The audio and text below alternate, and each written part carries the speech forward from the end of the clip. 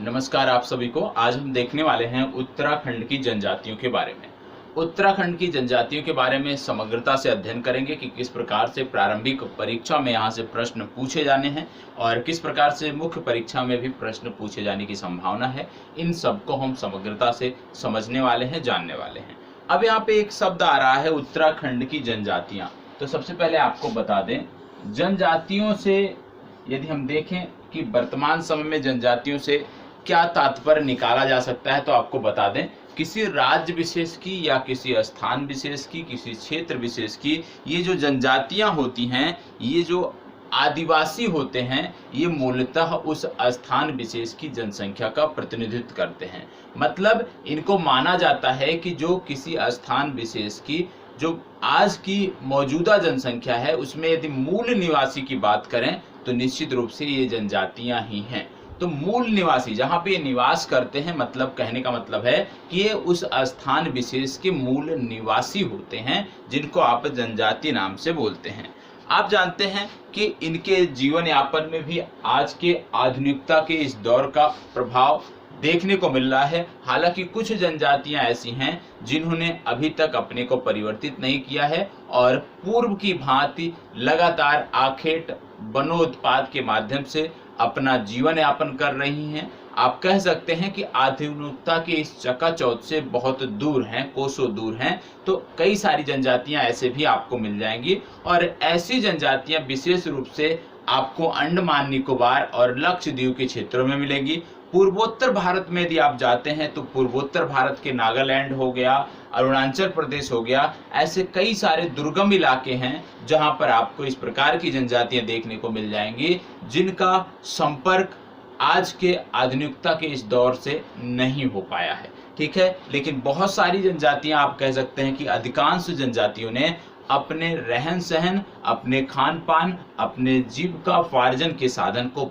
आज के समय के अनुसार परिवर्तित कर लिया है या आज के समय के अनुसार अपने आप को परिवर्तित कर लिया है। कुछ जनजातियां ऐसे भी हैं अब जिन्होंने अस्थायी ढंग से पशुपालन, अस्थायी ढंग से निवास करना, किसी स्थान विशेष पे रहना और फिर पशुपालन और कृषि से संबंधित गतिविधियों से भी अपने आप को जोड़ लिया है। तो आज के समय में जो जनजातियां हैं धीरे धीरे आधुनिकता के प्रभाव में आ रही हैं और क्योंकि राज्य सरकारें हों या केंद्र सरकार हो, लगातार जनजातियों के लिए कार्यक्रम चला रहे हैं। आप जानते हैं जनजातियों के लिए एक विशेष मंत्रालय का गठन किया गया है। तो निश्चित रूप से हम प्रयास कर रहे हैं, राज्य सरकारें प्रयास कर रही हैं, केंद्र सरकार प्रयास कर रही है कि जो जनजातीय क्षेत्र हैं, जो जनजातीय बाहुल्य इलाके हैं, उन पर भी विकास देखने को मिले, वो भी आज के समाज के साथ जुड़कर आगे बढ़ सके, उनकी भी स्थिति परिवर्तित हो सके, उनको भी मुख्य धारा में लाने का प्रयास किया जा सके।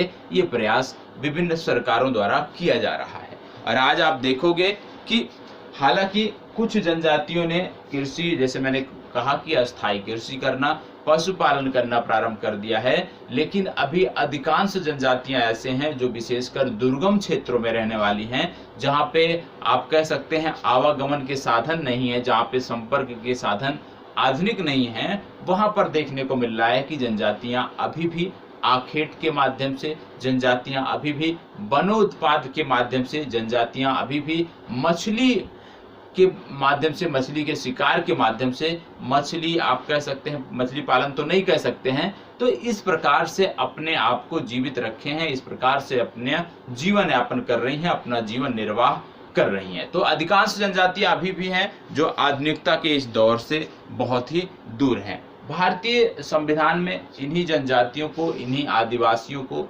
अनुसूचित जनजाति का नाम दिया गया है और भारतीय संविधान में इनके लिए एक विशेष व्यवस्था भी की गई है। भारत के संविधान के अनुच्छेद नंबर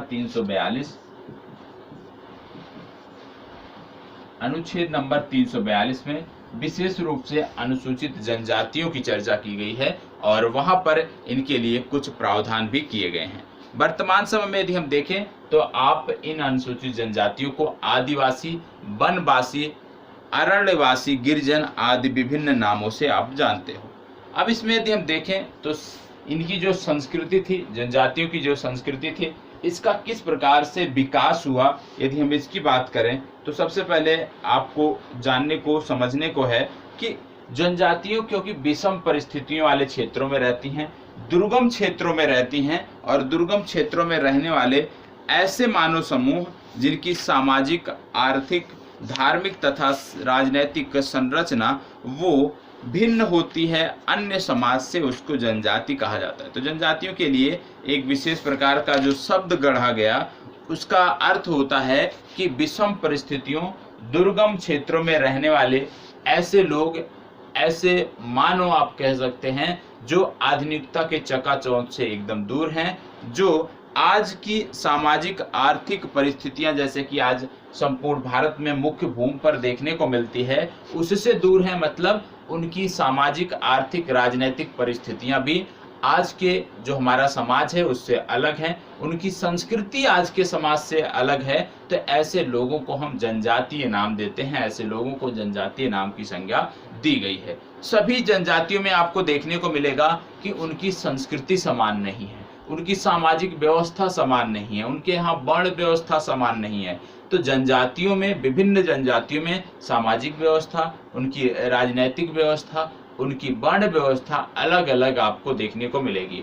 प्रत्येक जनजाति के बारे में यदि आप दो जनजातियों की तुलना करेंगे किसी स्थान विशेष की, तो आपको देखने को मिलता है कि बहुत सारे अंतर आपको देखने को मिलते हैं। उनकी संस्कृति जो है उसमें अंतर देखने को मिलता है, उनकी आर्थिक गतिविधियों में अंतर देखने को मिलता है, उनकी सामाजिक गतिविधियों में अंतर देखने को मिलता है। तो किन्हीं दो जनजातियों के बीच समानता देखने को नहीं मिलती है, ये आपको पता होना चाहिए। और निश्चित रूप से ये जो असमानता देखने को मिलती है इसका कारण उस स्थान विशेष की जलवायु है, उस स्थान विशेष की भौगोलिक परिस्थितियां हैं जहां पर ये पाई जाती हैं।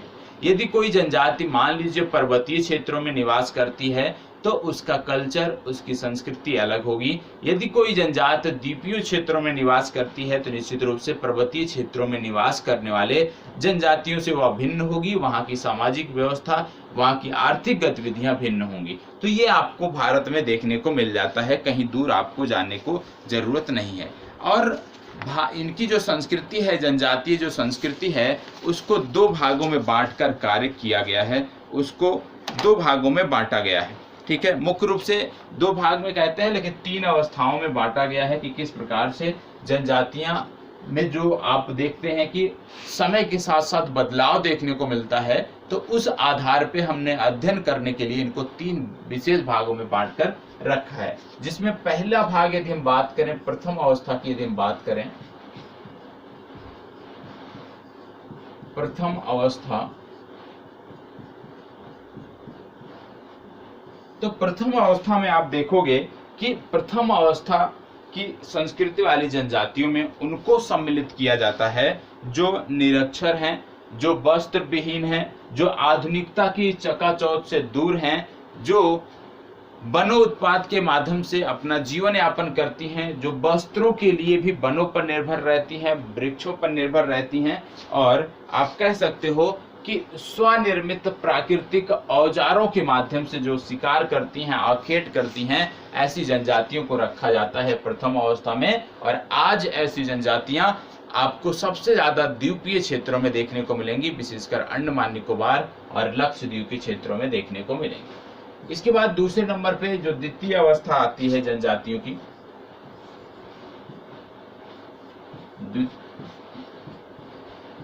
द्वितीय अवस्था,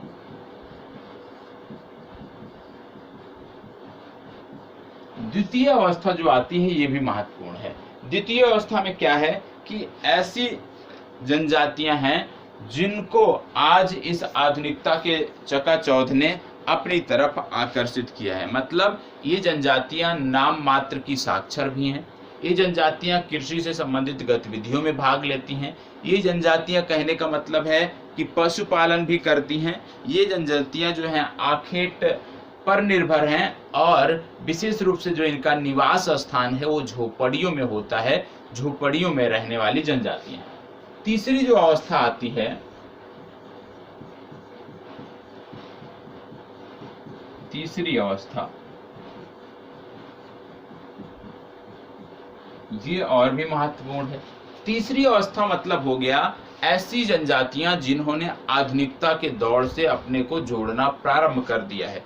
मतलब कि ऐसी जनजातियां जो साक्षर भी हैं, जो कृषि पशुपालन भी करती हैं, हस्तशिल्प से संबंधित कार्य भी करती हैं, अपने जीवन यापन के लिए यदि हम कहें तो विभिन्न प्रकार के ये व्यवसाय भी करती हैं, तो ऐसी जनजातियों को हम बोलते हैं कि तृतीय अवस्था की जनजातियां। और तृतीय अवस्था की जनजातियों में आपको देखने को मिलेगा कि इनके जो भवन होते हैं ये आधुनिक तरीकों के होते हैं, आधुनिक तरीकों से बनाए गए होते हैं। तो इनके भवन आधुनिक तरीकों से बनाए गए भवन होते हैं, ये आपको पता होना चाहिए। तो प्रथम अवस्था, द्वितीय अवस्था और तृतीय अवस्था, ये तीनों अवस्थाएं आपको पता होनी चाहिए।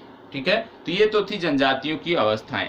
अब उत्तराखंड में यदि हम देखें कि उत्तराखंड में अनुसूचित जनजातियां कितनी हैं, उत्तराखंड की जनजातियों के बारे में हम पढ़ रहे हैं जब, तो उत्तराखंड की जनजातियों के बारे में कुछ जानकारी और कर लेते हैं। जैसे उत्तराखंड में जब हम बात करते हैं जनजातियों की, तो उत्तराखंड में कुछ प्रमुख जनजातियां हैं जिनके बारे में हमें पढ़ना है। हालांकि कुछ जनजातियां ऐसे भी हैं जिनकी संख्या नाम मात्र की है, उनके रूप में उनके बारे में हमें नहीं पढ़ना है। हमें मुख्य रूप से 5 जनजातियों के बारे में पढ़ना है।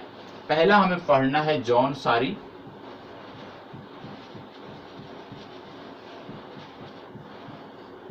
पहली जो जनजाति पढ़ना है वो जौनसारी।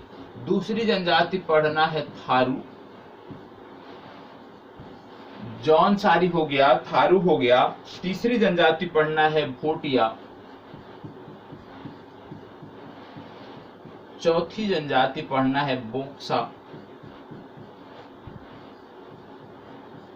और 5वीं जो जनजाति है, जो विशेष जनजाति है, उसको पढ़ना है राजी।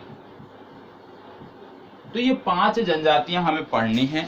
थारू पढ़ना है, जौनसारी पढ़ना है, भोटिया पढ़ना है, बोक्सा पढ़ना है और राजी पढ़ना है। अब ये 5 जनजातियां आपके लिए महत्वपूर्ण हैं, इन्हीं पर संबंधित आपकी चर्चा अब आपको देखने को मिलेगी। अब इसमें यदि हम देखें तो उत्तराखंड में ये जो 5 जनजातियां पाई जाती हैं, इनको 1967 में अनुसूचित जनजाति घोषित किया गया था। ठीक है, 1967 में इनको अनुसूचित जनजाति का दर्जा दिया गया था, ये आपको पता होना चाहिए। इसमें यदि देखें तो राठी भी एक प्रमुख जनजाति है जो पाई जाती है, लेकिन उसके बारे में हमें नहीं पढ़ना है, क्योंकि उत्तराखंड के रूप विशेष में यदि हम देखें तो ये 5 जनजातियां हमें पढ़ने को हैं, इन्हीं के बारे में प्रश्न पूछा जाता है। उत्तराखंड में यदि हम बात करें कि सबसे ज्यादा जनजाति कौन सी है संख्या में, तो सबसे ज्यादा संख्या में जो जनजाति है वो थारू है। सबसे कम संख्या वाली जो जनजाति है वो राजी है। ठीक है, तो सबसे ज्यादा संख्या वाली जनसंख्या वाली जो जनजाति है वो थारू हो गई, मतलब सबसे बड़ी जनजाति, और सबसे छोटी जनजाति जो है वो आपकी हो गई राजी हो गई। अब इसमें से यदि पूछ लिया जाए कि राज्य में सर्वाधिक और सबसे अधिक जनजाति वाले जिले कौन से हैं, तो यह भी आपको पता होना चाहिए। राज्य में सबसे ज्यादा जो जनजाति रहती है वो रहती है उधम सिंह नगर में, मतलब उधम सिंह नगर का जो क्षेत्र है, इस क्षेत्र में सबसे ज्यादा जनजातियों का संकेंद्रण आपको देखने को मिलता है। इसके बाद सबसे कम यदि हम देखें तो रुद्रप्रयाग का जो क्षेत्र है, यहाँ पे सबसे कम संकेंद्रण जनजातियों का देखने को मिलता है। तो ये 2 फैक्ट आपको पता होना चाहिए कि उधम सिंह नगर में सबसे ज्यादा जनजाति देखने को मिलती है, पाई जाती है, और रुद्रप्रयाग में सबसे कम जनजाति पाई जाती है। ठीक है, जनजातियों की संख्या वाले 5 जिले भी आपको पता होना चाहिए। और आपको बता दें सबसे ज्यादा जनजाति उधम सिंह नगर, दूसरे स्थान पर देहरादून और तीसरे स्थान पर पिथौरागढ़। तो 3 याद रखना है, 3 बहुत है। ठीक है, उधम सिंह नगर, देहरादून, पिथौरागढ़, ये 3 हैं जिले जहां पर सबसे ज्यादा जनजातियां पाई जाती हैं। तो सबसे ज्यादा जनजातियों वाले ये 3 जिले आपको देखने को मिलते हैं। अब यदि हम बात करें सबसे कम जनजातियां कहाँ पे पाई जाती हैं, तो अभी हमने देखा रुद्रप्रयाग का क्षेत्र है जहां पर सबसे कम जनजातियों का संकेंद्रण देखने को मिलता है। तो रुद्रप्रयाग हो गया,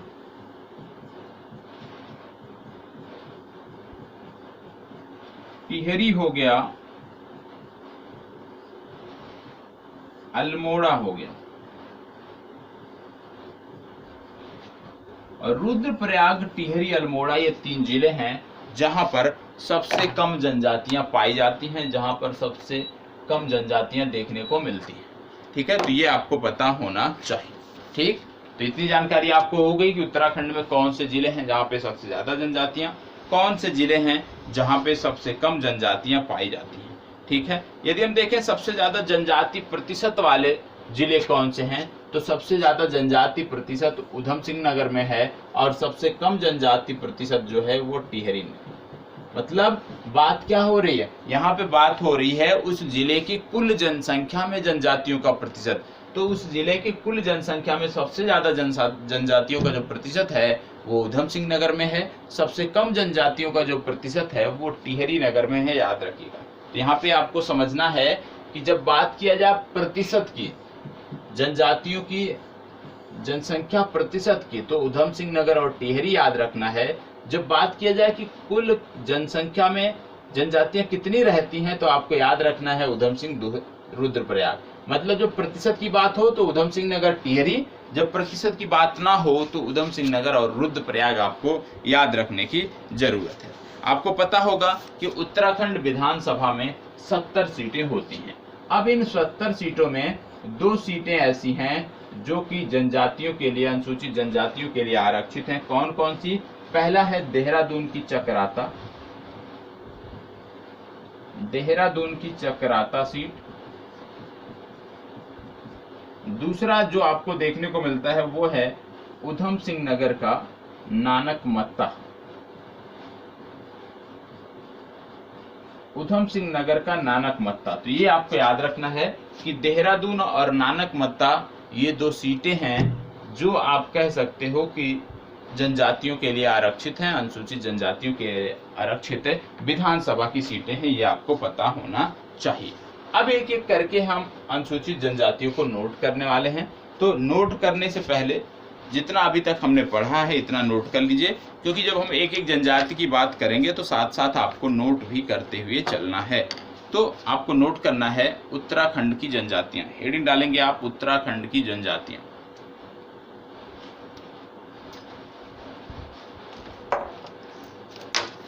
उत्तराखंड की जनजातियां आपको हेडिंग डालना है।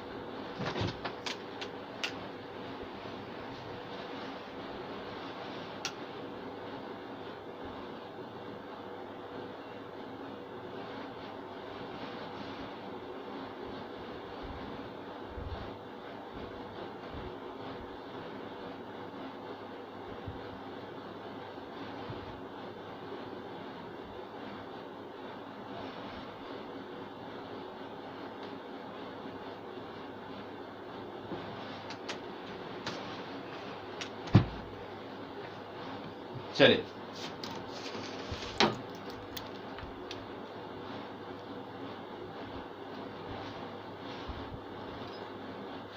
चलिए अब नोट करते हैं। नोट करिएगा उत्तराखंड की जनजातियां, इसमें नोट करिएगा राज्य की जनजातियां ही, पहले थोड़ी सी भूमिका बनाते हैं। राज्य की जनजातियां ही यहाँ की आदिवासी तथा मूलतः निवास करने वाली, राज्य की जनजातियां ही यहाँ की आदिवासी तथा मूलतः निवास करने वाली जनसंख्या का प्रतिनिधित्व करती हैं। मूलतः निवास करने वाली जनसंख्या का प्रतिनिधित्व करती हैं। इनके जीवन यापन का ढंग वर्तमान में भी प्राचीन पद्धतियों से ही संचालित होता है। इनके जीवन यापन का ढंग वर्तमान में भी प्राचीन पद्धतियों से ही संचालित होता आ रहा है। अगली पंक्ति में लिखिएगा कुछ जनजातियों ने अस्थायी ढंग से कृषि पशुपालन आदि कार्यों में रुचि लेना, कुछ जनजातियों ने अस्थायी ढंग से कृषि पशुपालन आदि कार्यों में रुचि लेना प्रारंभ कर दिया है, किंतु अभी भी अधिकांश जनसंख्या किंतु अभी भी अधिकांश जनसंख्या शिकार करने, मछली पकड़ने, लकड़ी काटने आदि के माध्यम से ही शिकार करने, मछली पकड़ने, लकड़ी काटने आदि के द्वारा ही जीवन निर्वाह करती आ रही हैं। भारतीय संविधान में इन्हें अनुसूचित जनजाति कहा गया। इनकी चर्चा भारतीय संविधान के अनुच्छेद 342 में की गई है।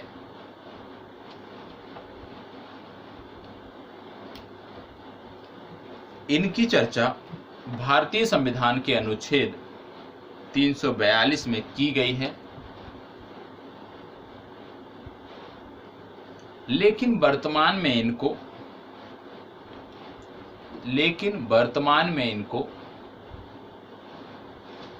आदिवासी, वनवासी,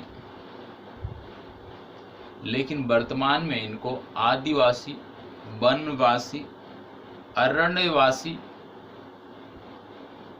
गिरिजन आदि नामों से जाना जाता है।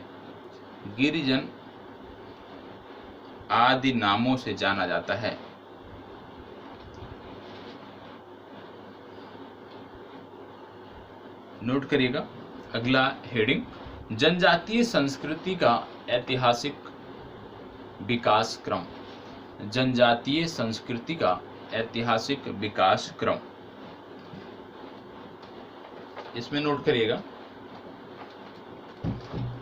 विषम परिस्थितियों एवं दुर्गम क्षेत्रों में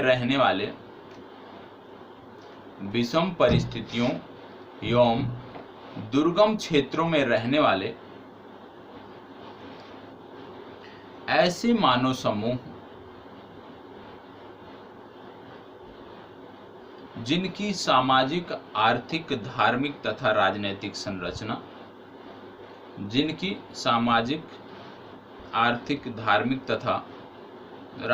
संरचना सभ्य समाज से भिन्न है, उसे जनजाति कहा जाता है।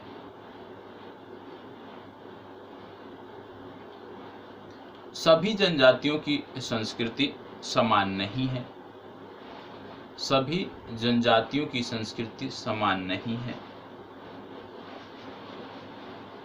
विभिन्न भौगोलिक एवं प्राकृतिक कारकों का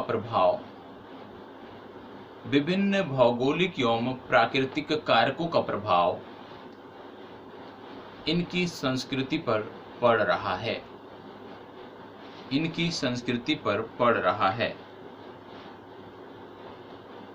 यही तत्व इनकी संस्कृति में भिन्नता उत्पन्न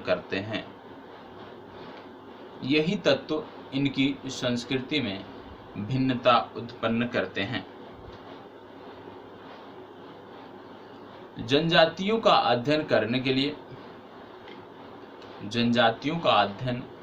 के लिए इनकी संस्कृति को 3 भागों में विभाजित किया जा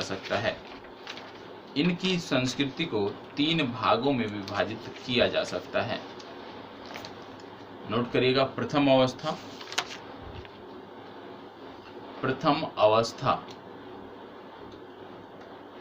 अब इसमें नोट करिएगा, इस अवस्था की संस्कृति वाली जनजातियों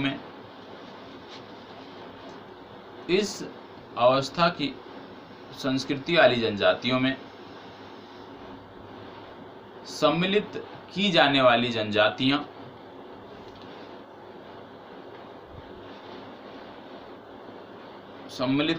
वाली जनजातियां पूर्णतः निरक्षर, वस्त्रविहीन, आखेट या वन्य खाद्य संग्रह पर स्वनिर्मित या प्रकृति प्रदत्त औजारों की सहायता से आखेट या वन्य खाद्य संग्रह पर, स्वनिर्मित या प्रकृति प्रदत्त औजारों की सहायता से जीवन यापन करने वाली जनजातियां शामिल हैं। द्वितीय अवस्था में नोट करिएगा, ऐसी जनजातियां जो नाम मात्र की साक्षर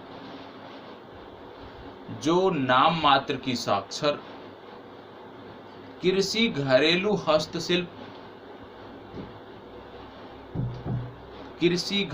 हस्तशिल्प, पशुपालन या आखेट पर अपेक्षाकृत परिष्कृत औजारों की सहायता से, पशुपालन या आखेट पर अपेक्षाकृत परिष्कृत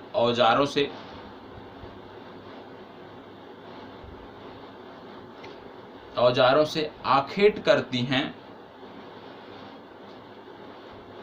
और झोपड़ियों में रहती हैं। ऐसी जनजातियों को द्वितीय अवस्था में रखा जाता है। तृतीय अवस्था, अगला नोट करिएगा, तृतीय अवस्था।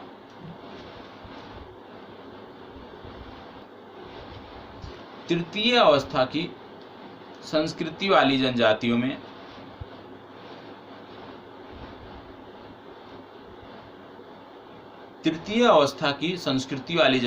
में शामिल जनजातियां साक्षर, कृषि एवं पशुपालन में संलग्न, हस्तशिल्प एवं आखेट की मिश्रित अर्थव्यवस्था पर जीवन यापन करने वाली होती हैं। इनके आवास आधुनिक तरीके से निर्मित किए गए हैं। अगली हेडिंग डालिएगा, उत्तराखंड की अनुसूचित जनजातियां। उत्तराखंड की अनुसूचित जनजातियां, अब इसमें लिखिए, उत्तराखंड में मुख्य रूप से जौनसारी,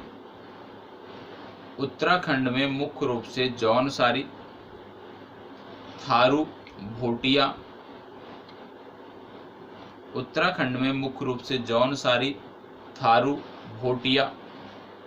बोक्सा एवं राजी जनजातियां निवास करती हैं।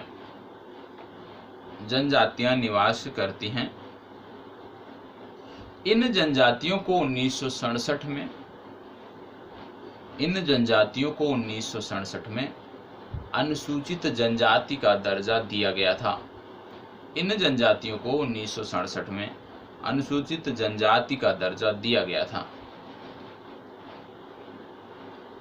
उत्तराखंड में सबसे ज्यादा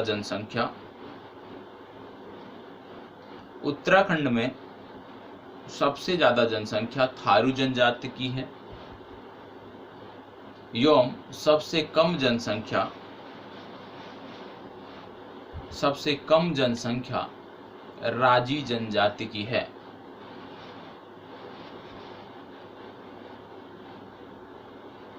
राज्य में सर्वाधिक और सबसे कम अनुसूचित जनजाति आबादी वाले जिले, राज्य में सबसे ज्यादा और सबसे कम अनुसूचित जनजाति वाले जिले क्रमशः उधम सिंह नगर और रुद्रप्रयाग हैं। ठीक है, अब आपको नोट कर लेना है एक पंक्ति में, अनुसूचित जनजाति वाले प्रमुख 3 जिले, और ये जो 3 जिले लिखे गए हैं जिसमें आप नोट करोगे, ये इनका घटता क्रम है, ये भी आपको याद रखना है। ठीक है, ये इनका कौन सा क्रम है? घटता क्रम है, ये आपको याद रखना है। तो अनुसूचित जनजातियों के घटते क्रम वाले 3 जिले, अनुसूचित जनजातियों के घटते क्रम वाले 3 जिले कौन कौन से हैं? ऊधम सिंह नगर, देहरादून, पिथौरागढ़। इसी प्रकार से अनुसूचित जनजातियों के न्यूनतम अनुसूचित जनजातियों के न्यूनतम जनसंख्या वाले बढ़ते क्रम में 3 जिले कौन कौन से हैं?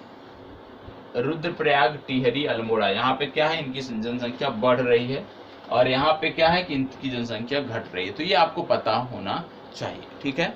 और इसी में नोट करके लिख लीजिएगा कि राज्य में, इसको नोट करने के बाद, ये दोनों फैक्ट नोट करने के बाद आप नोट कर लीजिएगा, राज्य में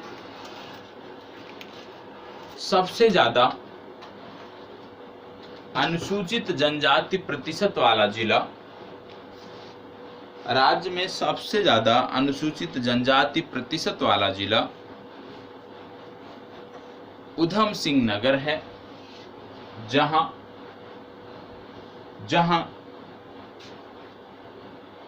जिले की कुल जनसंख्या में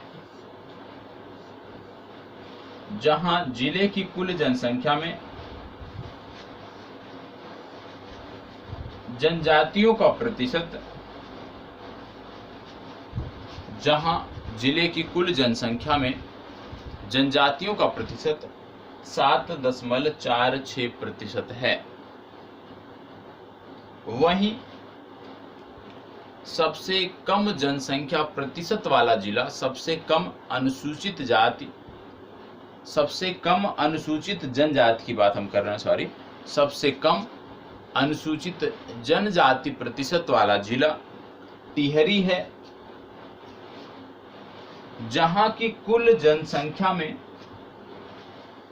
0.14% हिस्सेदारी 0.14% हिस्सेदारी अनुसूचित जनजातियों की है, ठीक है, अनुसूचित जनजातियों की है। राज्य विधानसभा की, इसी में नोट करिएगा, नोट में ही, राज्य विधानसभा की कुल सीटों में अनुसूचित जनजातियों के लिए, राज्य विधानसभा की कुल सीटों में अनुसूचित जनजातियों के लिए आरक्षित की गई सीटें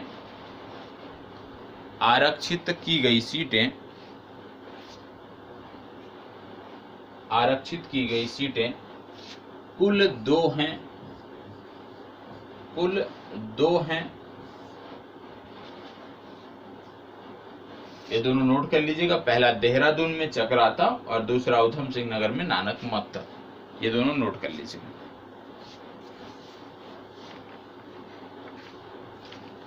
ठीक है, हो गया।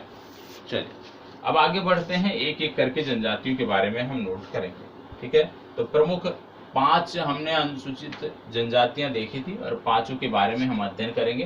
तो सबसे पहले हम देखने वाले हैं जौनसारी के बारे में। जौनसारी, ठीक है। तो सबसे पहले हम देखेंगे जौनसारी, यहाँ से अपनी चर्चा प्रारंभ करेंगे। और जौनसारी की बात यदि हम करें तो सबसे पहला जो फैक्ट आता है जौनसारी से संबंधित, वो आपको देखने को मिलता है कि जौनसारी जो जनजाति है, ये जो जनजाति आपको देखने को मिल रही है, ये उत्तराखंड की यदि हम बात करें तो राज्य का दूसरा सबसे बड़ा जनजातीय समूह है। क्या है? राज्य का दूसरा सबसे बड़ा जनजातीय समूह है जौनसारी जनजाति। इसके साथ साथ यदि हम देखें तो गढ़वाल क्षेत्र का ये सबसे बड़ा जनजातीय समूह है, ठीक है। राज्य का दूसरा सबसे बड़ा जनजातीय समूह, लेकिन गढ़वाल क्षेत्र का सबसे बड़ा जनजातीय समूह है, ये आपको पता होना चाहिए। बात यहाँ पर किसकी हो रही है? बात यहाँ पर हो रही है जौनसारी जनजाति, ठीक है। अब जौनसारी जनजाति में 2 फैक्ट हमने देखा कि जौनसारी जनजाति उत्तराखंड राज्य विशेष का दूसरा सबसे बड़ा समूह है, और गढ़वाल क्षेत्र की यदि हम बात करें तो गढ़वाल क्षेत्र का सबसे बड़ा जनजातीय समुदाय यहाँ आपको देखने को मिलता है। अब इसमें आपको दूसरी बात आती है प्रजाति, कि इनकी प्रजाति क्या है। ये जनजातियां जो हैं ये किस प्रजाति की मानी जाती हैं? तो ये इंडो आर्यन प्रजाति की मानी जाती है। किसको मानी जाती है? इंडो आर्यन प्रजाति। अभी नोट मत करिए, अभी कर लेते हैं, फिर एक बार देख लेते हैं इसको, इसके बाद नोट करेंगे, ठीक है। इंडो आर्यन प्रजाति की ये जनजातियां मानी जाती हैं। प्रजातियों के बाद यदि हम देखें तो विशेष रूप से क्योंकि इंडो आर्यन प्रजाति की मानी जाती हैं, तो इनकी जो वेशभूषा होती है ये विशिष्ट प्रकार की होती है। इनकी जो परंपराएं होती हैं, इनकी जो सामाजिक व्यवस्थाएं होती हैं, उसके लिए ये जानी जाती हैं। तो प्रजाति आपका हो गया इंडो आर्यन प्रजाति से ये संबंधित हैं। इसके बाद बात आती है निवास की।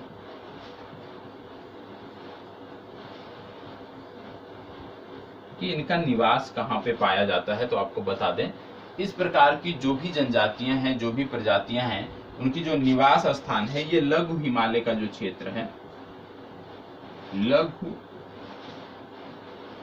लघु हिमालय का जो क्षेत्र है, उसके उत्तरी पश्चिमी भाग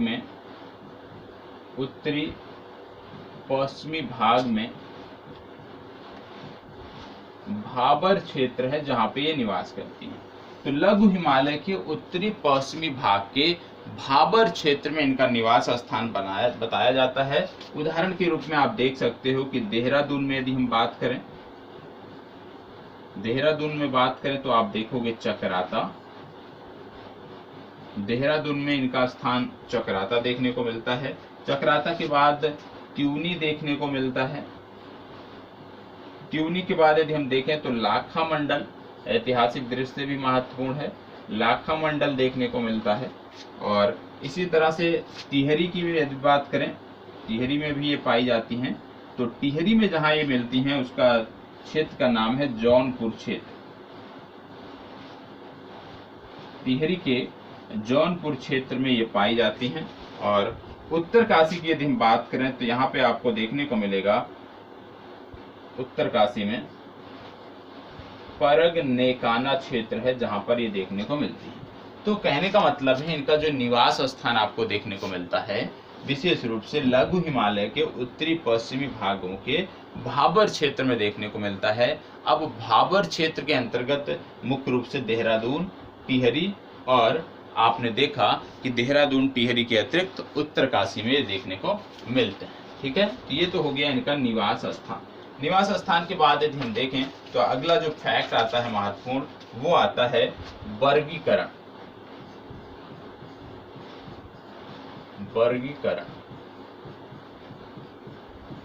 ठीक है, निवास स्थान के बाद अगला फैक्ट आता है वर्गीकरण।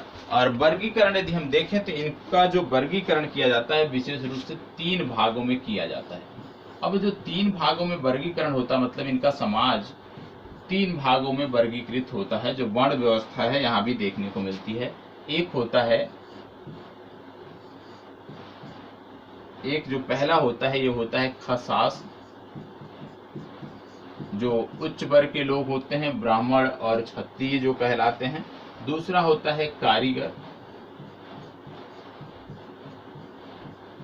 और तीसरा आपको देखने को मिलता है हरिजन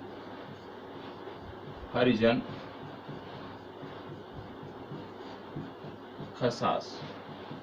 ठीक है, तो 3 वर्ग आपको यहाँ पर देखने को मिलते हैं।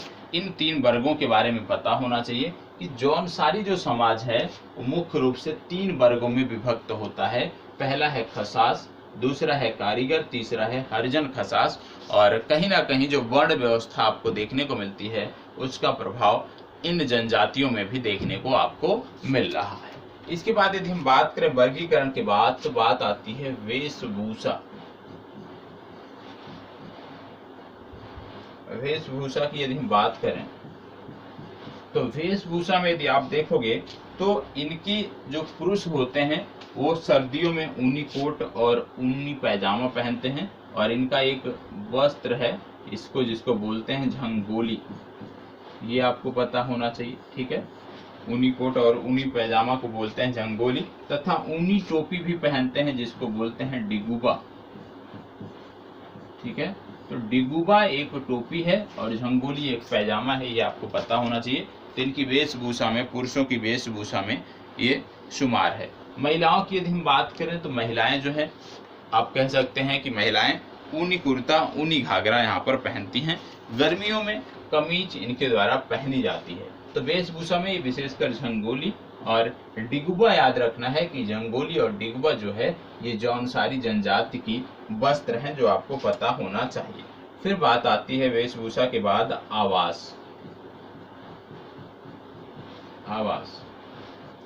आवास कहाँ पाया जाता है इनका, तो आपको बता दें, ये लोग जो अपना घर बनाते हैं वो विशेषकर लकड़ी और पत्थर से बनाते हैं। मतलब इनका जो घर होता है ये लकड़ी और पत्थर से मिलकर बनाया गया होता है। तो लकड़ी और पत्थर से इनका घर मिलकर बनाया जाता है।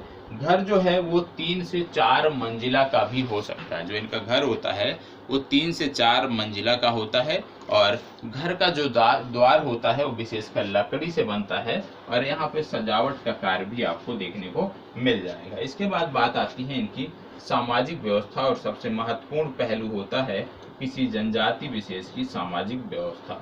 तो सबसे ज्यादा जो फोकस करना है जनजातियों में जब हम पढ़ते हैं तो विशेषकर सामाजिक व्यवस्था पे करना है। प्रश्न ज्यादातर सामाजिक व्यवस्था से पूछे जाते हैं। सबसे पहली बात आपको बता दें कि इस जनजाति में विशेषकर पितृसत्तात्मक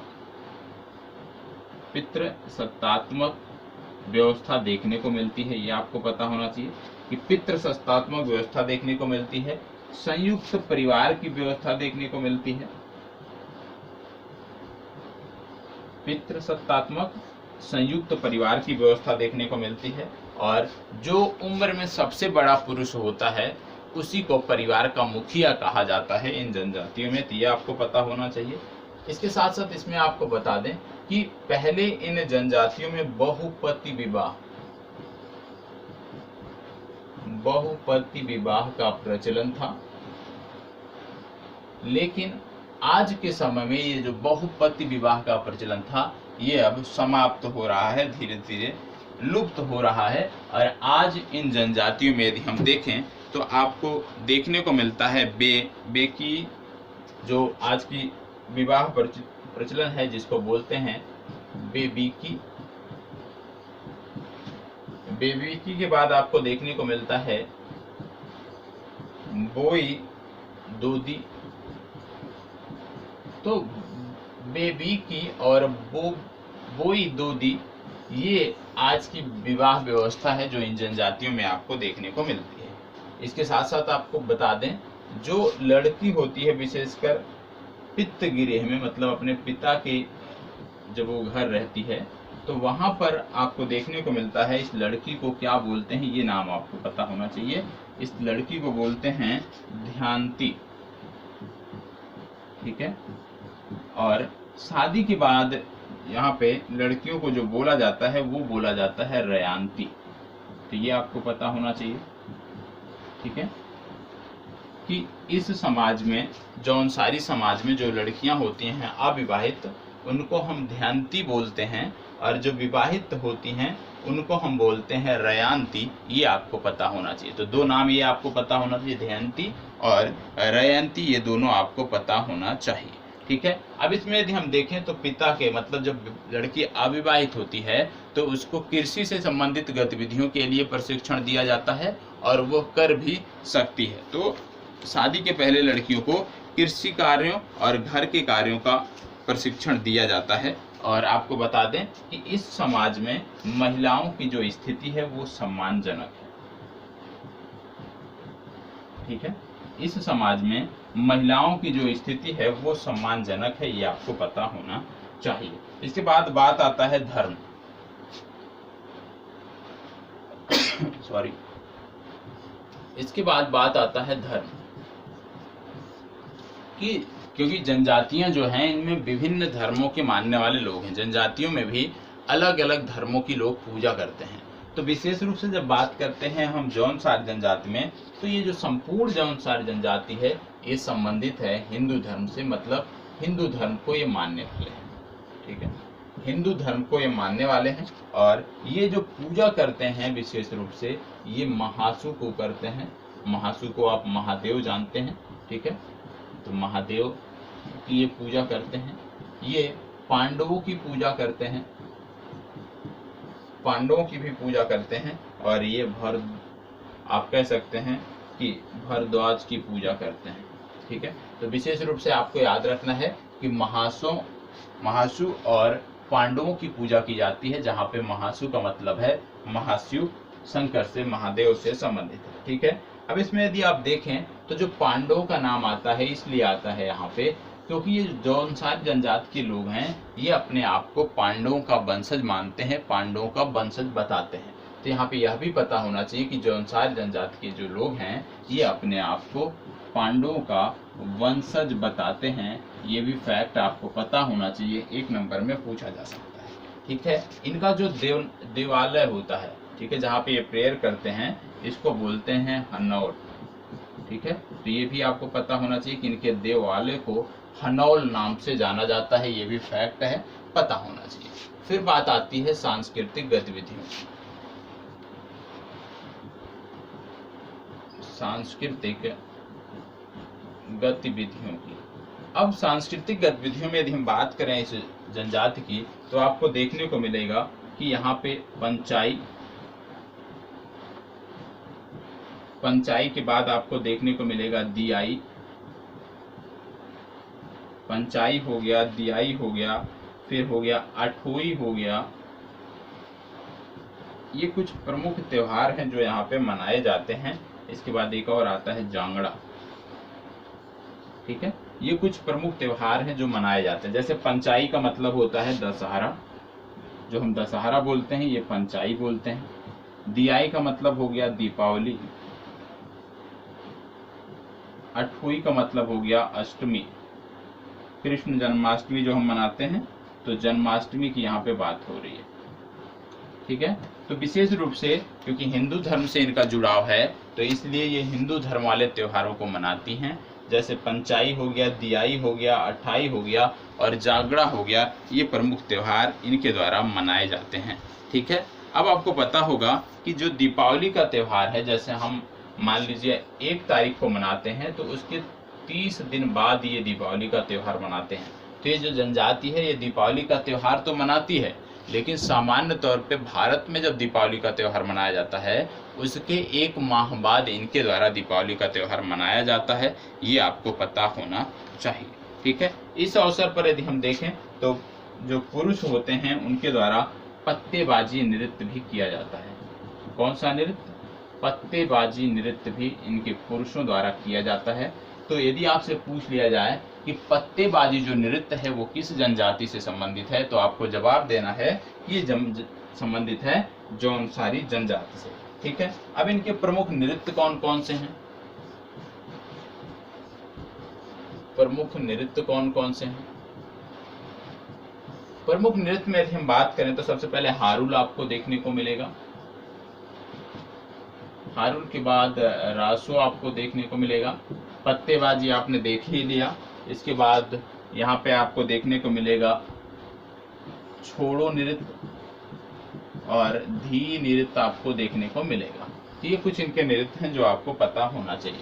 अब बात आती है आर्थिक क्रिया कौन सी करती है ये जनजाति। तो क्योंकि ये जनजाति जो है ये धीरे धीरे आप कह सकते हो आधुनिकता की दौड़ से जो है अपने को जोड़ ली हैं, तो कृषि और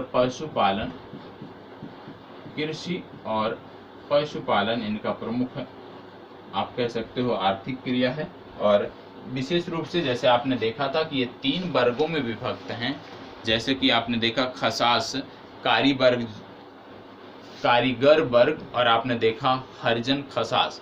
तो इस प्रकार से जो इनका वर्ण बंटा हुआ है उसी आधार पर इनके कार्य भी हैं। जैसे जो कारीगर जौनसारी हैं विशेष रूप से जो आप कह सकते हैं कि कारीगरी का काम करते हैं, मजदूरी का काम करते हैं।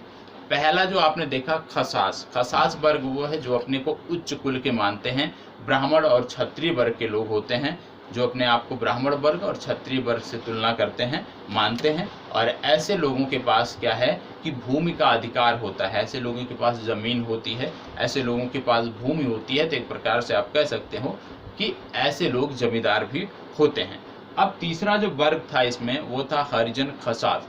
हरिजन खसास जो वर्ग है इसकी स्थिति सबसे आप कह सकते हो सबसे खराब स्थिति जो देखने को मिलती है वो इसी वर्ग की देखने को मिलती है। और इस वर्ग के जो लोग आपको देखने को मिलेंगे उनकी स्थिति बहुत ही दयनीय होती है और आज भी ये लोग समाज की मुख्य धारा से, अपने समाज की मुख्य धारा से नहीं जुड़ पाए हैं। ठीक है, तो ये आपको पता होना चाहिए। ठीक है, इसके साथ साथ आपको बता दें कि खुमरी नामक समिति इनमें प्रत्येक गांव में होती है। इनके जो गांव होते हैं वहां पे प्रत्येक गांव में खुमरी नामक एक विशेष समिति भी होती है, ये भी आपको पता होना चाहिए। और खुमरी का जो मुखिया होता है इसको बोलते हैं ग्राम सयाड़ा। क्या बोलते हैं? ग्राम सयाड़ा। किसको बोलते हैं? ये जो खुमरी का मुखिया होता है इसको बोलते हैं ग्राम सयाड़ा, ये आपको पता होना चाहिए। और ग्राम सयाड़ा के ऊपर एक और संस्था होती है जिसको बोलते हैं खत सयाड़ा। इतनी जानकारी आपको इस जनजाति के बारे में होनी चाहिए। ठीक है, तो कुछ करना नहीं है, वीडियो आपको रिकॉर्डेड फॉर्म में मिल रहा है और रिकॉर्डेड फॉर्म में मिल रहा है तो बैक करके साथ साथ इन जनजातियों के बारे में आपको नोट करते हुए आगे बढ़ना है। ठीक है, चलिए अब दूसरी जनजाति हम बात कर रहे हैं। दूसरी जनजाति आपकी आती है थारू।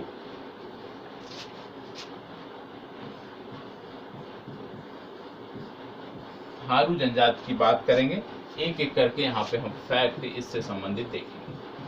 ठीक है, और साथ साथ आप नोट करते जाइएगा। थारू जनजाति की बात अब यहाँ पे हो रही है। सबसे पहले आप जानते हो थारू जनजाति का जो निवास स्थान है, निवास स्थान की यदि हम बात करें तो खटीमा,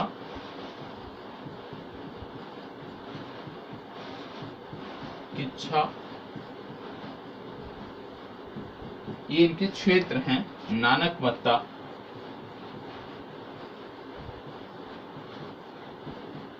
और सितारागंज,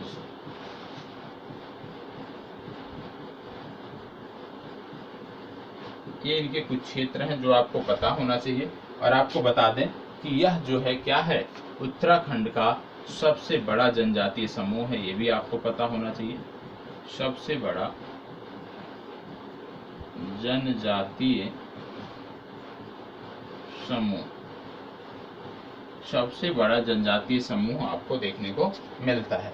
इसका जो विस्तार है, इस जो जनजाति का विस्तार है, ये नेपाल बॉर्डर से जुड़ा हुआ है, मतलब भारत नेपाल बॉर्डर के क्षेत्र में ये पाई जाती हैं।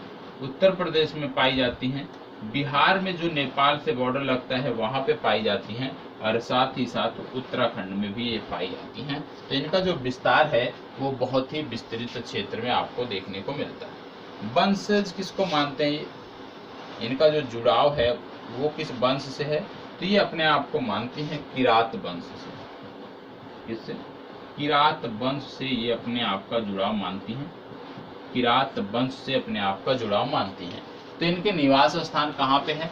खटीमा में है, किच्छा में है, नानकमत्ता में है, सितारागंज में है। सबसे बड़ा जनजातीय समूह है। नेपाल, उत्तर प्रदेश, बिहार और उत्तराखंड में इनका विस्तार देखने को मिलता है।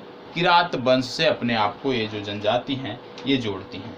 कुछ स्थान पे कुछ विद्वान कहते भी हैं कि थार मरुस्थल से आने के बाद इनका नाम थारू पड़ा। और आप जानते हैं कि ये कुछ में इनमें से तथ्य मिले हैं जो ये कहते हैं कि ये राणा प्रताप के वंशज हैं। तो बहुत सारे लोग ये बोलते हैं कि थार जनजाति से आने वाली जनजाति है, जिसके कारण इसका नाम थारू पड़ा। ठीक है, अब इनकी बात यदि हम करें तो शारीरिक संगठन की यदि हम बात करें, शारीरिक गठन,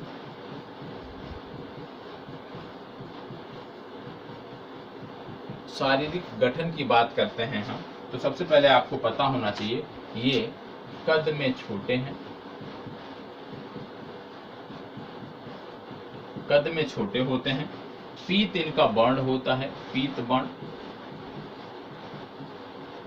पीत वर्ण, पीत वर्ण, कद में छोटे, साथ ही साथ चौड़ी मुखाकृत, चौड़ी मुखाकृत, कद में छोटे, पीत वर्ण, चौड़ी मुखाकृत और समतल नासिका देखने को मिलती है। समतल नासिका देखने को आपको मिलती है। ये तो हो गया इनका शारीरिक गठन। ठीक है, कद में छोटे होते हैं, पीला वर्ण होता है, मतलब इनकी जो स्किन होती, चमड़ी जो होती है हल्के पीले कलर की होती है, चौड़ी मुखाकृति वाले होते हैं और इनकी जो नासिका होती है वो आपको देखने को मिलता है, समतल नासिका देखने को मिलता है। विस्तार मैंने आपको बता ही दिया। उत्पत्ति की बात करें, उत्पत्ति के बारे में मैंने आपको बता दिया कि इनका उत्पत्ति कहाँ से संबंधित है। इनकी उत्पत्ति होती है किरार वंश से। शारीरिक गठन हो गया। अब बात आती है भाषा।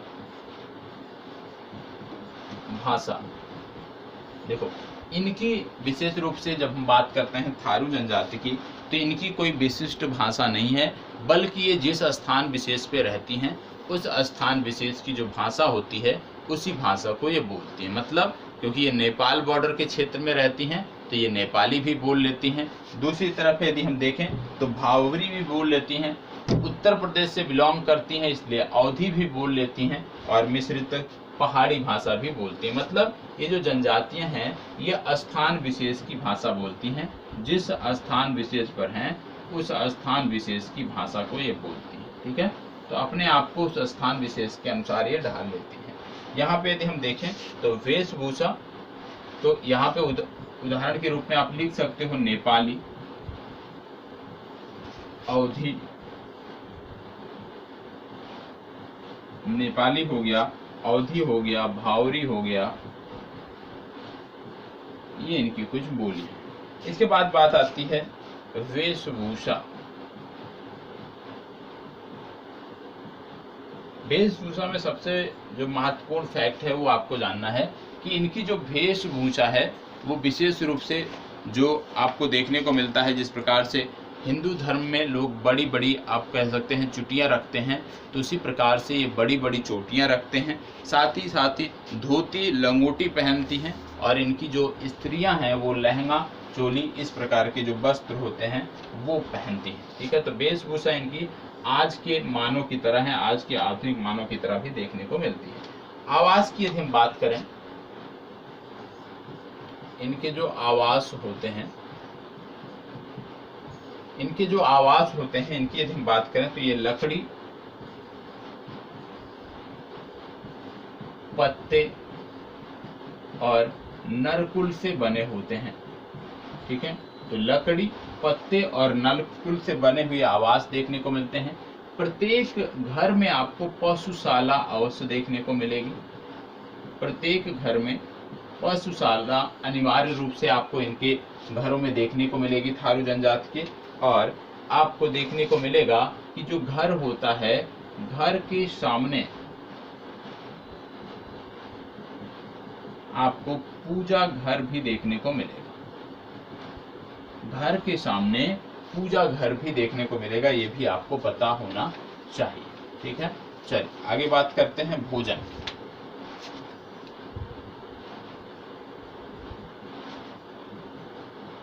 भोजन, भोजन इनका क्या है?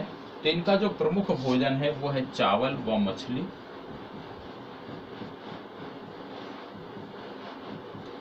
चावल व मछली इनका प्रमुख भोजन है, यह आपको पता होना चाहिए। इसके अतिरिक्त दाल, दूध, मांस और अंडों का भी ये सेवन करती है। ठीक है, तो दाल, दूध, मांस और अंडे, विशेष रूप से चावल या मछली इनका प्रमुख भोजन है। इसके साथ साथ आपको बता दें ये तंबाकू और मदिरा इनका प्रमुख पेय है, जिसमें से जो ये मदिरा होता है ये चावल से स्वयं निर्मित करते हैं, जिसको जाड़ बोलते हैं। तो याद रखना है, जाड़ क्या है? चावल से निर्मित मदिरा है। और इसका यदि हम कहें कि सबसे ज़्यादा जो प्रयोग है वो कौन सी जनजाति करती है, तो थारू जनजाति करती है, ये आपको पता होना चाहिए। ठीक है, इसके बाद बात आती है सामाजिक स्वरूप की। तो आगे इसमें जो हम देखने वाले हैं वो है सामाजिक स्वरूप।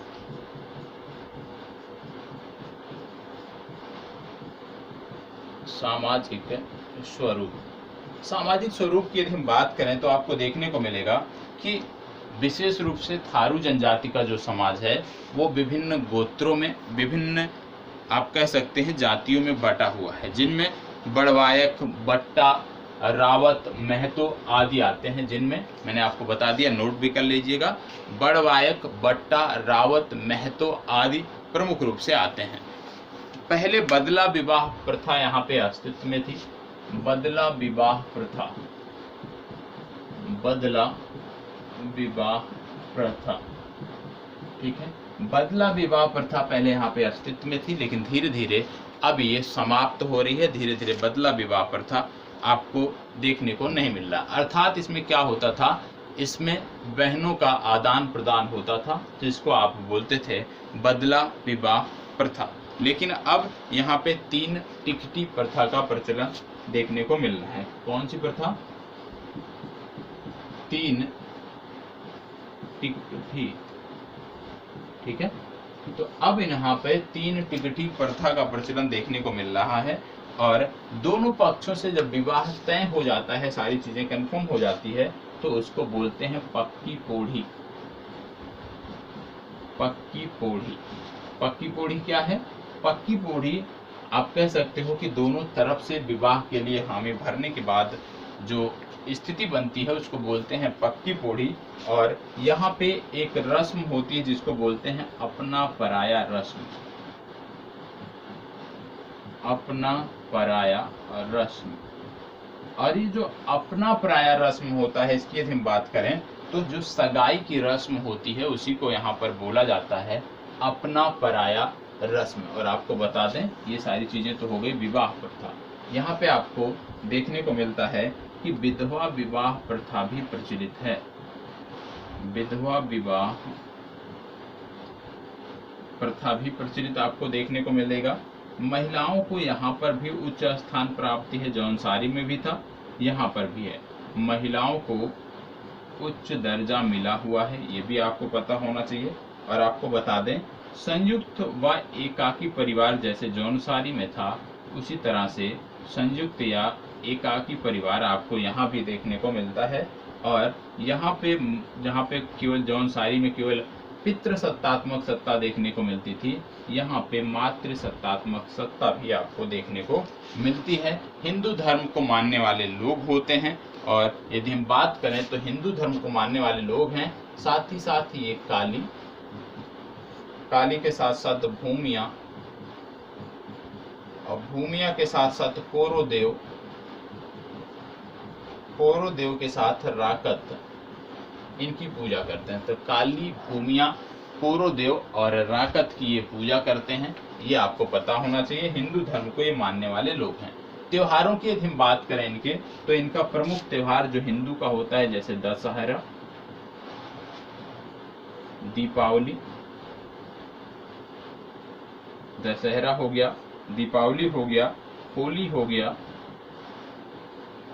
होली के साथ साथ बजहर हो गया, ये प्रमुख त्योहार है। तो दशहरा, दीपावली, होली और बजहर ये प्रमुख त्योहार है, ये आपको पता होना चाहिए। और होली पर विशेष रूप से इनके द्वारा खिचड़ी नृत्य किया जाता है, ये भी आपको याद रखना। खिचड़ी नृत्य कब किया जाता है? होली पर थारू जनजाति द्वारा खिचड़ी नृत्य किया जाता है, यह भी हमें पता होना चाहिए। अर्थव्यवस्था यदि हम बात करें तो इनकी भी अर्थव्यवस्था जो है वो कृषि, पशुपालन एवं आखेट है। तो अर्थव्यवस्था कृषि, पशुपालन और आखेट, तो ये 2 जनजातियां हो गई। तीसरी जो प्रमुख जनजातियां हैं जिसके बारे में हमें देखना है वो है भोटिया। भोटिया जनजाति, ठीक है। अब भोटिया के बारे में देख लें। सबसे पहले इसका जो वंश है वो क्या है? वंश की यदि हम बात करें तो किरात वंश के माने जाते हैं। ये किरात वंश के ये माने जाते हैं। और साथ ही साथ अर्ध घुमंतु जनजाति है ये, और स्वयं को ये खस राजपूत कहते हैं। क्या कहते हैं? खस राजपूत। अर्ध घुमंतु जनजाति है और स्वयं को खस राजपूत ये कहते हैं। पिथौरागढ़ के तिब्बत से लेकर और नेपाल के सटे बॉर्डर तक ये देखने को मिलती हैं। पिथौरागढ़ के तिब्बत व नेपाल से सटे सीमावर्ती क्षेत्रों में देखने को मिलते हैं, जिनको भोट प्रदेश कहते हैं। इस क्षेत्र को क्या कहते हैं? भोट प्रदेश कहते हैं। और वहीं से कहीं ना कहीं इनका जो जनजातियों का नाम है वो भोटिया रखा गया है। निवास यदि हम बात करें तो अभी मैंने आपको बताया कि पिथौरागढ़ के जो बॉर्डर लगता है तिब्बत और नेपाल से, वहां पर देखने को मिलती हैं। तो इनका जो निवास है वो आप कह सकते हो कि उच्च अक्षांशों पर निवास करने वाली ये जनजातियां होती हैं। मतलब बृहद हिमालय के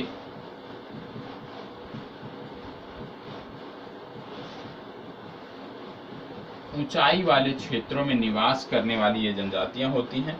विशेष रूप से यदि हम उत्तरकाशी में बात करें तो उत्तरकाशी में आपको देखने को मिलेगा, स्थान का नाम है, नोट करिएगा, अंगर। अंगर के बाद आपको है जादूंग, और जादूंग के बाद है नेलंग। ठीक है। उत्तरकाशी के बाद यदि हम देखें चमोली, चमोली में यदि हम देखें माड़ा, माड़ा के बाद नीति। इसके साथ साथ यदि हम देखें पिथौरागढ़, सबसे महत्वपूर्ण क्षेत्र इनका है पिथौरागढ़। और पिथौरागढ़ में यदि हम देखेंगे तो डुंगू, डुंगू के बाद मिलम,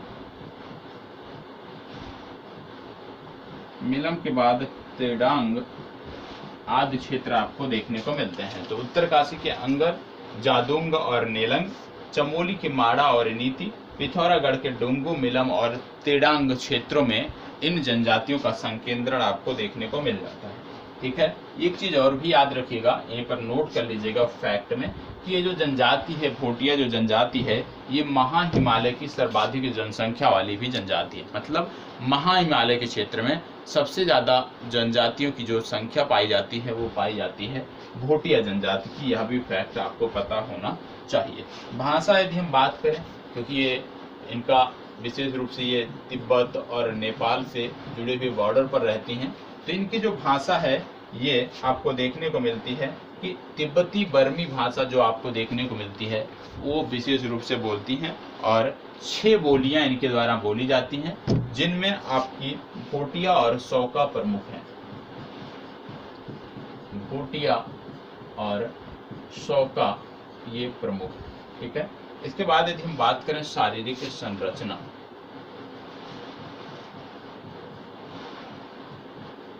शारीरिक संरचना,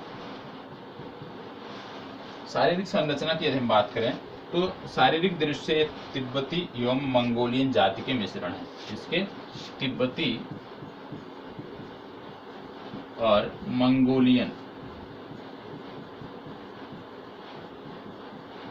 तिब्बती और मंगोलियन जाति के ये मिश्रण है। इनका जो कद होता है, ये कद छोटा आपको देखने को मिलता है। इसके साथ साथ सिर बड़ा देखने को मिलता है। कद छोटा हो गया, सिर बड़ा हो गया। चेहरा इनका गोल देखने को मिलता है, जो कि मंगोलियन की विशेषता है, मंगोलियन प्रजाति की। आंख छोटी और नाक चपटी देखने को मिलती है। ठीक है। तो ये उतना महत्वपूर्ण नहीं है, लेकिन विशेष रूप से जनजातियों में जब हम पढ़ते हैं तो इनकी सामाजिक संरचना, विशेष रूप से ये किस स्थान विशेष में रहती हैं, वो आपके लिए महत्वपूर्ण होता है। जैसे आवास भी कभी कभी पूछा जाता है, तो इनके आवास की यदि हम बात करें तो इनका आवास जो आपको देखने को मिलता है, ये आपको देखने को मिलते हैं क्योंकि बृहद हिमालय के क्षेत्रों में रहते हैं, तो शीतकाल के अलावा ये बृहद हिमालय के क्षेत्रों में बने होते हैं, लेकिन शीतकाल के दौरान ये निचले भागों में आ जाते हैं। ये आपको पता होना चाहिए, जहां पर चारागाह की सुविधा होती है। इनके आवास को मैत कहते हैं, इनके आवास को मैत कहते हैं, ये आपको पता होना चाहिए। और शीतकाल में इनके आवास को गुंडा या मुनसा कहते हैं। ठीक है। तो शीतकाल में इनके आवास को गुंडा या मुनसा कहते हैं, और सामान्यतः इनके आवास को मैत कहते हैं। ये आपको पता होना चाहिए। ठीक है। इसमें यदि हम देखें इनका जो भोजन है,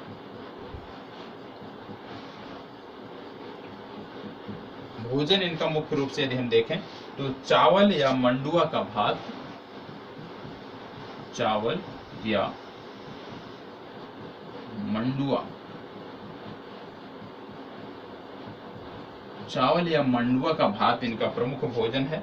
सामान्य रोटी, सामान्य और रोटी, और सामान्य रोटी को ये बोलते हैं कूटो। ठीक है। इसके बाद इसमें आपको देखने को मिलेगा बड़े आकार की रोटी, बड़े आकार की रोटी जिसको बोलते हैं पूली, पूड़ी नहीं पूली, पूली, पूली बोलते हैं। और यहाँ पे आपको देखने को मिलता है कि इसके साथ साथ ही ये जया, जया का प्रयोग करते हैं और जया में कुछ चीजें मिलाकर बनाई जाती हैं, आप कह सकते हैं पेय होता है, जिसमें दूध, मक्खन, चाय पत्ती, नमक और एक प्रमुख वृक्ष की छाल, साथ ही साथ गर्म पानी में इसको उबाला जाता है। जब ये बनता है जया नामक पेय, ये आपको पता होना चाहिए। अब बात आती है इनकी सामाजिक व्यवस्था। सामाजिक व्यवस्था, सामाजिक व्यवस्था की यदि हम इनकी बात करें तो यहाँ पे सबसे पहली बात कि पितृसत्तात्मक सत्ता होती है, पितृसत्तात्मक व्यवस्था होती है, पितृसत्तात्मक, ठीक है, पितृसत्तात्मक यहाँ पे व्यवस्था आपको देखने को मिलती है, ये आपको पता होना चाहिए। और आपको देखने को मिलता है कि स्त्रियों को पुरुषों के समान, यहाँ पे आप कह सकते हैं कि स्त्रियों को पुरुषों के समान सम्मान दिया जाता है, समान अवसर मिलता है। इनके रिश्तेदारों को स्वारा बोलते हैं, ये अपने रिश्तेदारों को स्वारा बोलते हैं, ये आपको पता होना चाहिए, ठीक है। तो ज्यादातर अभी तक आपने देखा 3 जनजातियां आपने देखा, और तीनों जनजातियों में मुख्य रूप से आपने देखा कि पितृसत्तात्मक सत्ता देखने को मिलती है। हालांकि जो थारू जनजाति थी वहां पर आपने देखा था कि मातृसत्तात्मक सत्ता भी आपको देखने को मिल रही थी। विशेष रूप से इनका जो धर्म है, अभी तक आपने दोनों जनजातियां देखा कि हिंदू धर्म के करीब थी, उसी प्रकार से ये जनजाति भी हिंदू धर्म के करीब है, लेकिन इस जनजाति की कुछ आबादी जो है वो बौद्ध धर्म को भी मानती है, ये भी आपको पता होना चाहिए। और इनका एक उत्सव होता है जिसको बोलते हैं कंडाली। कंडाली एक उत्सव होता है और बड़े धूमधाम से ये कंडाली उत्सव को मनाते हैं। प्रत्येक 12 वर्ष पर इसका आयोजन किया जाता है। और इनकी जो अर्थव्यवस्था है विशेष रूप से कृषि पशुपालन पर निर्भर है, और ये खेती भी करते हैं, और खेती झूम कृषि के माध्यम से करते हैं। और इनकी झूम विधि को बोलते हैं काटिली विधि,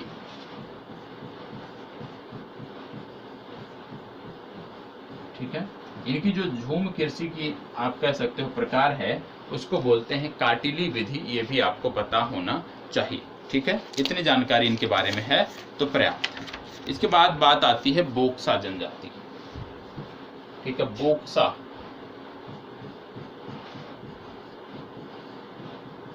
बोक्सा जनजाति के बारे में हम देखने वाले हैं। सबसे पहली बात, निवास इनका कहाँ पे आता है। निवास की बात करें यदि हम, तो ये उत्तराखंड के तराई भाबर क्षेत्र में रहती हैं। उत्तराखंड के तराई भाबर का जो क्षेत्र है वहां पर ये देखने को मिलती हैं, ठीक है। इसके साथ साथ विशेष रूप से यदि हम देखें जिले कौन से आते हैं, तो ऊधम सिंह नगर आता है। और ऊधम सिंह नगर जिले का बाजपुर और गदरपुर, बाजपुर गदरपुर क्षेत्र आपको देखने को मिलता है। इसके साथ साथ देखने को मिलता है नैनीताल, और नैनीताल में आपको देखने को मिलता है रामनगर। नैनीताल के बाद पौड़ी में देखने को मिलती हैं ये, और पौड़ी में जिस क्षेत्र विशेष में देखने को मिलती हैं इसको बोलते हैं दुंगड़ा। और पौड़ी के बाद ये विकास नगर और डोईवाला में देखने को मिलती हैं विकास नगर, डोईवाला। और ये जो क्षेत्र हैं ये देखने को मिलते हैं देहरादून में, ठीक है। इतनी जानकारी आपको होनी चाहिए। अब इसमें देखें तो ये अपने आप को जोड़ती कहाँ से है, मतलब किसका वंश मानती हैं, तो आपको बता दें कि ये जो जनजाति है विशेष रूप से ये अपने आप को पंवार राजपूत मानते हैं। पंवार राजपूत ये अपने आप को मानते हैं, ये आपको पता होना चाहिए, ठीक है। सबसे पहले ये बनवासा चंपावत में 16वीं शताब्दी में पाई गई थी, यह भी आपको पता होना चाहिए। भाषा यदि हम बात करें तो इनकी भी कोई विशिष्ट भाषा नहीं है। जिस स्थान विशेष पे रहती हैं उस स्थान विशेष की जो भाषा होती है वही भाषा इनके द्वारा बोली जाती है। सामाजिक व्यवस्था की यदि हम बात करें तो इनका जो समाज है ये 5 गोत्रों में बटा हुआ है। सामाजिक व्यवस्था। इनका जो समाज है वो विशेष रूप से 5 गोत्रों में बटा हुआ है। यदुवंशी, पंवार, राजवंशी, परतजा, ये आपको पता होना चाहिए। ठीक है। एक विवाह तथा बहु विवाह प्रथा यहाँ पर प्रचलित है। परिवार यहाँ पर भी पितृसत्तात्मक होता है। धर्म की यदि हम बात करें तो बोक्सा जनजाति के जो लोग हैं वह हिंदू धर्म के करीब बताए जाते हैं, हिंदू धर्म को मानते हैं। विशेष रूप से ये काली, दुर्गा, लक्ष्मी, राम और कृष्ण की पूजा करते हैं, राम कृष्ण की आराधना करते हैं। तो हिंदी धर्म के सबसे करीब इनको आप देख सकते हो। इनका जो प्रमुख त्यौहार है चैती हो गया, धोबी हो गया, नौबी हो गया, होली हो गया, दीपावली हो गया, ये इनके प्रमुख त्यौहार हैं। तो देवी देवताओं के संदर्भ में यदि हम देखें तो सबसे करीब जो हिंदू देवी देवताओं के करीब है वो जनजाति आपकी है बोक्सा। तो इनका भी जो अर्थव्यवस्था का आपका सिस्टम है वो भी आपको देखने को मिलता है, कृषि, पशुपालन और उससे संगत क्रियाएं आपको देखने को मिलती है। लेकिन यहाँ पे राजनैतिक व्यवस्था आपको याद रखनी है। इनकी राजनैतिक व्यवस्था से संबंधित प्रश्न पूछे जाते हैं। तो राजनैतिक व्यवस्था क्या है उसके बारे में आपको बता देते हैं। राजनैतिक व्यवस्था के अंतर्गत परिवार यहाँ पे सबसे छोटी इकाई होती है। परिवार सबसे छोटी इकाई होती है और कई परिवारों को मिलकर एक गांव बनता है जिसको बोलते हैं मंझरा। मंझरा, इसको बोक्सा गांव भी बोला जाता है। ये कई परिवारों से मिलकर बनता है और कई गांवों को मिलकर एक पंचायत बनती है जिसको बोलते हैं बिरादरी पंचायत। बिरादरी पंचायत। और ये जो बिरादरी पंचायत होती है ये 5 सदस्यीय होती है, ये भी आपको पता होना चाहिए। ठीक है, 5 सदस्यीय इनकी बिरादरी पंचायत होती है। साथ ही साथ बिरादरी पंचायत के अंतर्गत कानून व्यवस्था आप कह सकते हो बनाए रखने के लिए, किसी गलत कार्य के लिए दंडित करने के लिए यहाँ पे कुछ अलग व्यवस्था है। जैसे इसी के अंतर्गत एक मुंसिफ होते हैं, एक दरोगा रखे जाते हैं और 2 सिपाही रखे जाते हैं। और ये सभी के सभी जो पद होते हैं ये वंशानुगत पद होते हैं, ये भी आपको पता होना चाहिए। इनकी राजनीतिक व्यवस्था आपको पता होना चाहिए। राजनीतिक व्यवस्था से संबंधित प्रश्न देखने को मिलते हैं। अगला और लास्ट जनजाति आपकी आती है राजी। राजी जनजाति लास्ट जनजाति है, ये आपको पता होना चाहिए। सबसे पहली बात, ये जो जनजाति है राजी, सबसे कम जनसंख्या इसकी है उत्तराखंड में। और पिथौरागढ़ का जो क्षेत्र है, निवास की यदि हम बात करें तो ये पिथौरागढ़ के बाद चंपावत और नैनीताल में देखी जाती है। चंपावत और नैनीताल में देखी जाती हैं, लेकिन महत्वपूर्ण इनका जो स्थल है वो पिथौरागढ़ है। वंशज ये किसको मानते हैं यदि हम बात करें तो अभी तक जितनी जनजातियां हमने पढ़ा ज्यादातर ने अपने आप को किरात वंश का माना है। तो ये जो है अपने आप को कोल और किरात वंश का मानती हैं, ये आपको पता होना चाहिए। कोल और किरात वंश को मानने वाली हैं। वर्ण क्रम में अपने आप को रजवार मानती हैं, रजवार। वर्ण क्रम में अपने आप को ये रजवार मानती हैं। उपनाम इनका जो है वो आपको पता होना चाहिए। इनका उपनाम है बनरौत, बनराउत, बनरावत, ये इनका उपनाम है, ये आपको पता होना चाहिए। ठीक है। भाषा में यदि हम देखें तो भाषा में इनके तिब्बती व संस्कृत शब्दों की प्रधानता होती है। मतलब इनकी जो भाषा है वो तिब्बती और संस्कृत शब्दों की संयुक्त भाषा है। इनमें तिब्बती और संस्कृत शब्दों की प्रधानता होती है।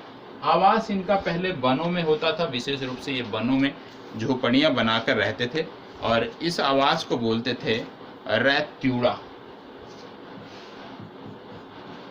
रैत्यूड़ा ये इनका आवास था, जहाँ पे ये वनों में झोपड़ियां बनाकर रहते थे, उसको रैत्यूड़ा बोलते थे, ये आपको पता होना चाहिए। सामाजिक व्यवस्था की यदि हम बात करें तो हिंदुओं के समान ही हैं, मतलब हिंदू धर्म से बहुत करीब हैं, ये हिंदू धर्म को मानने वाले हैं। और विवाह से पूर्व यहाँ पे 2 संस्कार होते हैं। एक का नाम है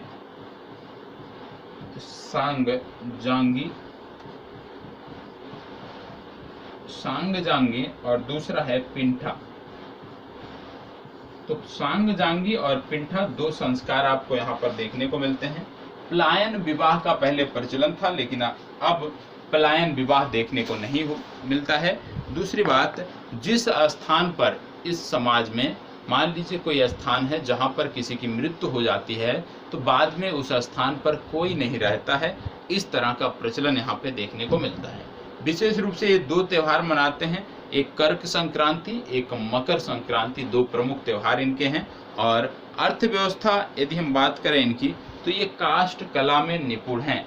काष्ठ कला में निपुण होने के कारण ये सिर्फ और सिर्फ अपना जो फोकस है, इनकी जो आर्थिक गतिविधियां हैं वो काष्ठ कला, लकड़ी में जो आप कहते हैं कि कला के माध्यम से लकड़ी में कारीगरी जो की जाती है उसके माध्यम से ये अपना जीवन यापन करती हैं। आखेट और पशुपालन भी इनसे संबंधित है। तो उत्तराखंड की जो जनजातियां थी उनके बारे में हमने अध्ययन कर लिया कि किस प्रकार से उत्तराखंड की जनजातियां आपके लिए महत्वपूर्ण हैं।